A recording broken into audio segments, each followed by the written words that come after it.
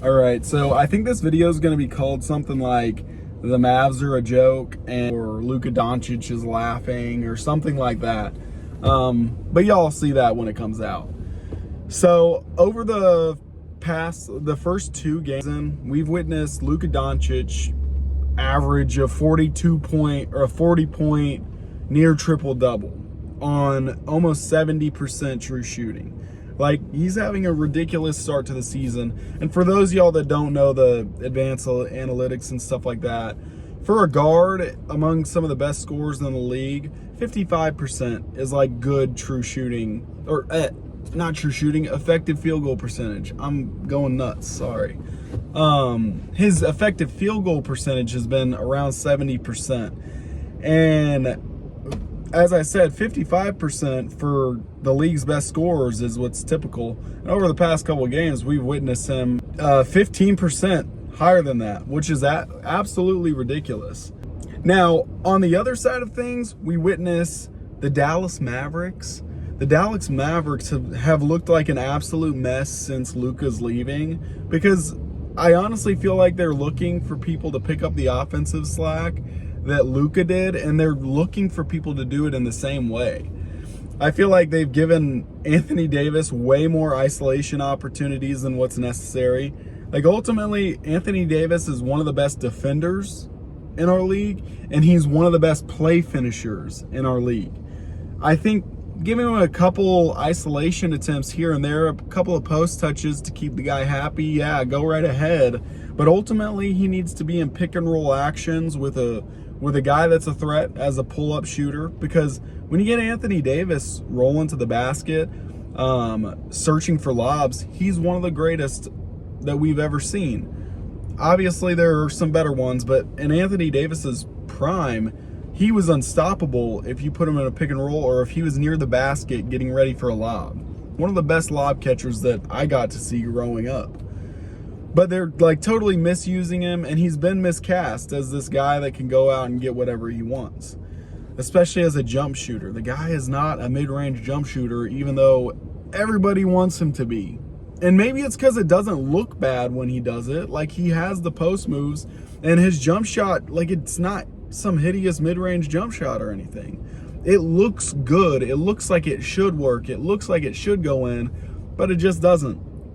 And because of that, the Mavericks have had such like a stagnant and hideous offense. And I mean, during this Wizards game where they got absolutely decimated by a young crowd that, like, even the vets in the Wizards game were struggling the whole time. They didn't shoot well at all.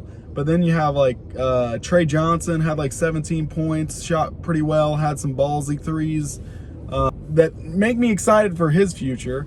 I think it's Keyshawn George. I could be wrong. It's something like that. I think it's Keyshawn George. He went out there and had like a 34 point something game. That, I think he's going to be really nice. I don't think he's going to be some like all-time great scorer, but I think he has a good all-around game. He's a good passer, good rebounder. Could see a future where he's like one of these like 28 and 8 guys, maybe a little more than that, because I think he's a solid shooter.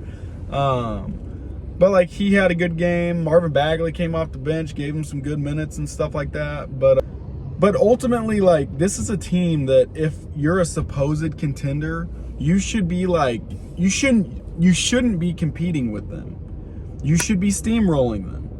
And although they don't have like the offensive organizer that I think would make this run a lot smoother, you should still be able to figure something out just based on the established talent that you do have. You have Anthony Davis. You have Klay Thompson, who, although he can't do much more than shoot at this point, he can still shoot very well. You have D'Angelo Russell, who only played 8 minutes in this game, which is ridiculous just because, like, that night you really just needed talent on the floor. You needed talent. You needed three-point shooting. You needed a guy that can find your play finishers. Like, honestly, I was really excited for this season for Cooper Flagg, because I thought he'd be looked at as more of like, okay, look, we're going to give you your opportunities to show your flashes of on-ball creation, of connective playmaking, and of playmaking in general. And then we're going to utilize you as the elite play finisher that we know you can be right now. Because he's a really athletic player, a really strong player. It's just he's meant to be a play finisher for now. And then he'll grow into the shot creation that you'll eventually need him to be. But, I mean, they're already trying stuff, and Jason Kidd likes to do this.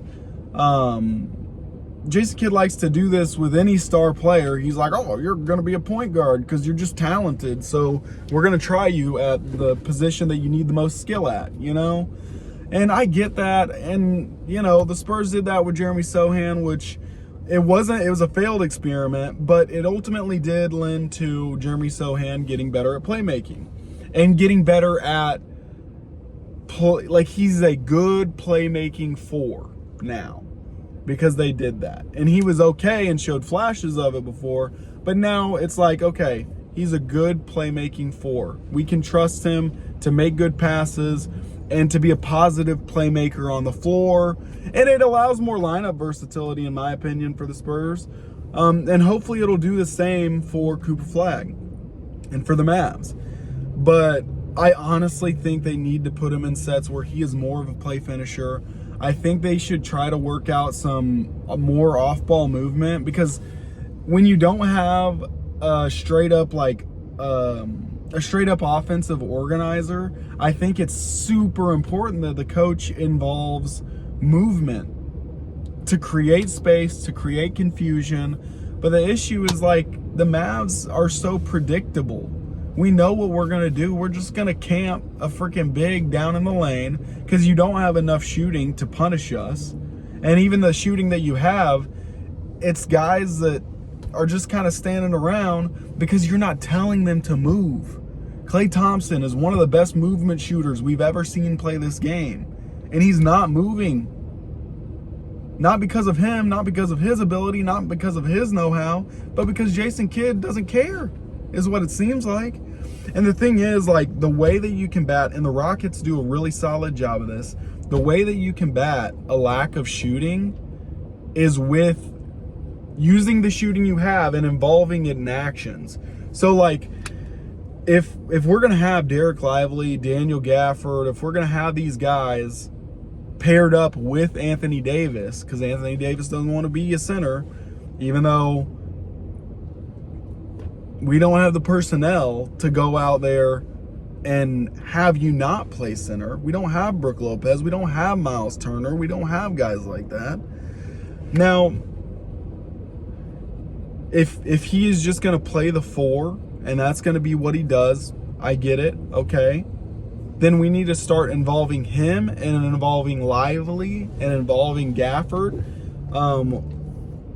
in actions with shooters. Because if we can create a situation where we've got Anthony Davis, he's got the ball, but he's looking for the play, and he's in isolation, he's trying to do an isolation move, whatever, he's trying to attack into the paint, then we need off-ball movement, because otherwise people are going to be reaching in the cookie jar, they're going to be doing what they want, and we're going to have more eyes that are able to be on Anthony Davis, because what else are, like, who cares? My guy, he's stuck in the corner.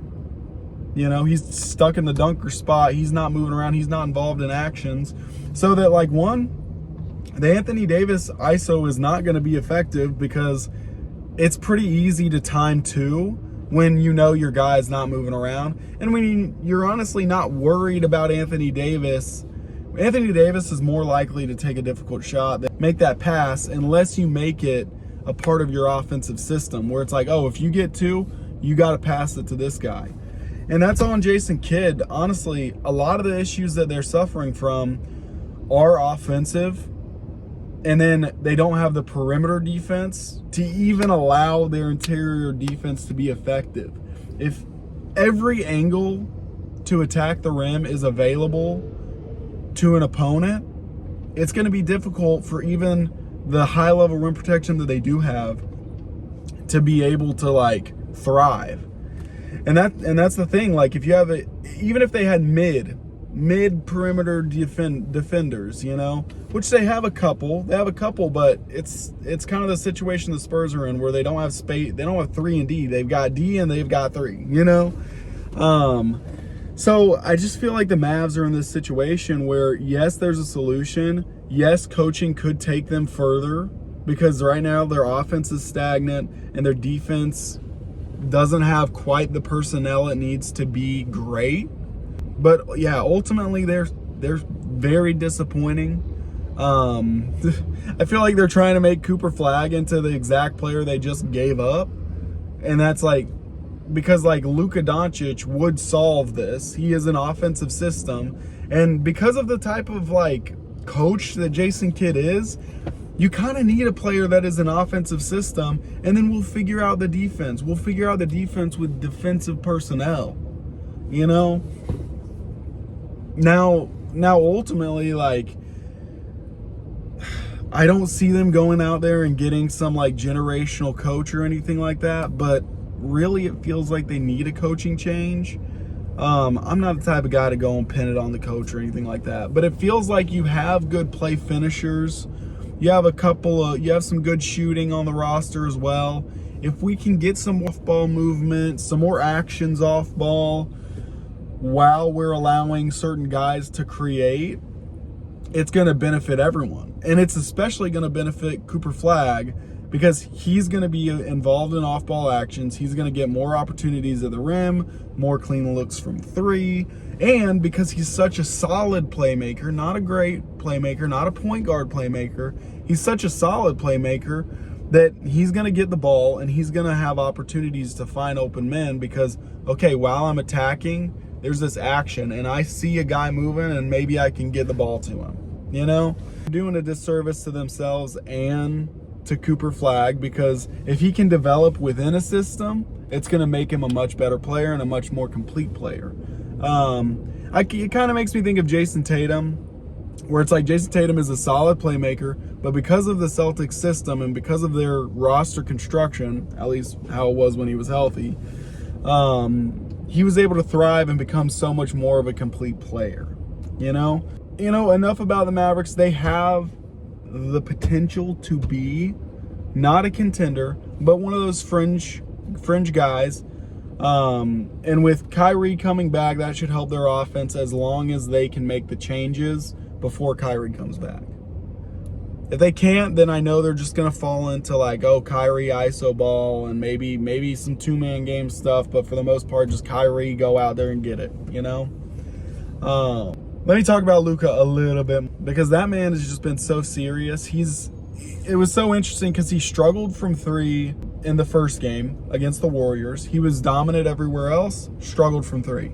But then we take a look and he immediately came out of the gates saying, no, you need to respect my shot to Minnesota. Like Luka was getting off very impressive and very, very important threes because it made them respect him the rest of the game.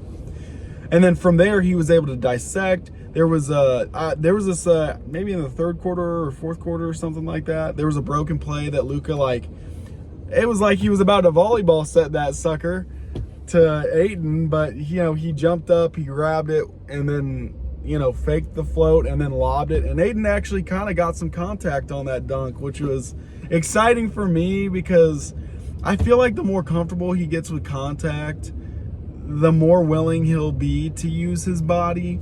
I'm also hoping the competitive environment that Bron and Luka bring will show Ayton hey, you can do this, you can be competitive, you can be dominant.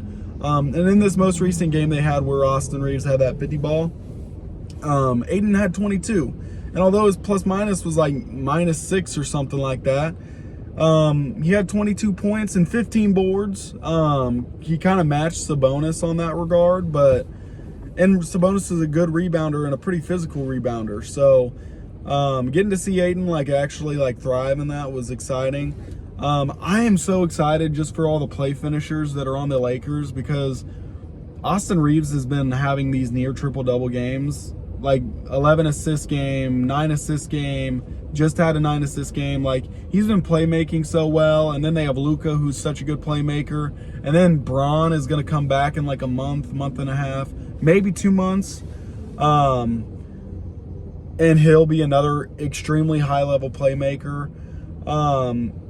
You know what's so exciting about this season for Luka is that in the first month, like, he's in such good shape. Right now is the time that he's going to make his case for the MVP.